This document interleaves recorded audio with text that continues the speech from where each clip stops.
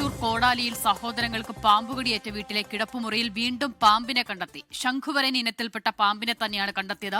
പാമ്പിനെ തല്ലിക്കൊല്ലുകയായിരുന്നു. ശ്രീജിത്ത് ശ്രീകുമാരൻ തൃശൂരിൽ നിന്നും ചേരുകയാണ്. ശ്രീജിത്ത്, ഗുരുതര പരിക്കേറ്റ കുഞ്ഞിനെ ഇന്നാണ് വെന്റിലേറ്ററിൽ നിന്നും മാറ്റിയത്. ആ ദിവസം തന്നെ വീണ്ടും അതേ കിടപ്പുമുറിയിൽ ഒരു പാമ്പിനെ കൂടി കണ്ടെത്തി എന്നുള്ള വാർത്ത അത് ആശങ്കാജനകമാണ്. തീർച്ചയായും അസിത, അതൊരു ആശങ്കാജനകമായ വാർത്ത തന്നെയാണ്. വീണ്ടും കോടാലി വെള്ളിക്കുളങ്ങരയിലെ ആ വീട്ടിൽ നിന്ന് പുറത്തു വരുന്നത്. എന്തായാലും ഈ പറയുന്ന സിൽജോ അതുപോലെ തന്നെ ജോൺസി ദമ്പതികളുടെ മകൻ ആൽജോ ആയിരുന്നു പാമ്പ് കടിയിട്ട് മരിച്ചത്. ഗുരുതരമായി പരിക്കേറ്റ ഈ ആൽജോയുടെ സഹോദരൻ അനോഷ് 10 വയസ്സുകാരൻ ഇന്നാണ് വെന്റിലേറ്ററിൽ നിന്ന് ആ കുട്ടിയെ മാറ്റിയത്. കുട്ടി ജീവിതത്തിലേക്ക് തിരിച്ചു വരുന്ന ഒരു സാഹചര്യത്തിലാണ് വീണ്ടും ആ വീട്ടിനുള്ളിൽ തന്നെ പാമ്പിനെ കണ്ടെത്തിയത്. വീട്ടുകാർ തന്നെയാണ് പാമ്പിനെ വീടിനുള്ളിൽ ഉണ്ട് എന്ന് അറിയിച്ചത്. ശേഷം നാട്ടുകാരും വീട്ടുകാരും ചേർന്ന് ശംഖുവരയൻ ഇനത്തിൽപ്പെട്ട പാമ്പിനെ തല്ലിക്കൊല്ലുകയായിരുന്നു.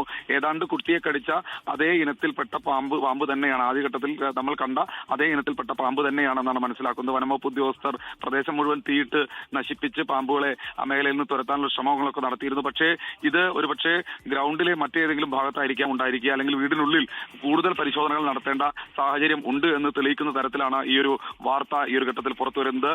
എന്തായാലും വനംവകുപ്പ് ഉദ്യോഗസ്ഥർ അല്പസമയത്തിനകം തന്നെ ആ മേഖലയിൽ എത്തുമെന്നാണ് പ്രതീക്ഷിക്കുന്നത്. ആ മേഖല പൂർണ്ണമായി പരിശോധിക്കേണ്ടതുണ്ട്.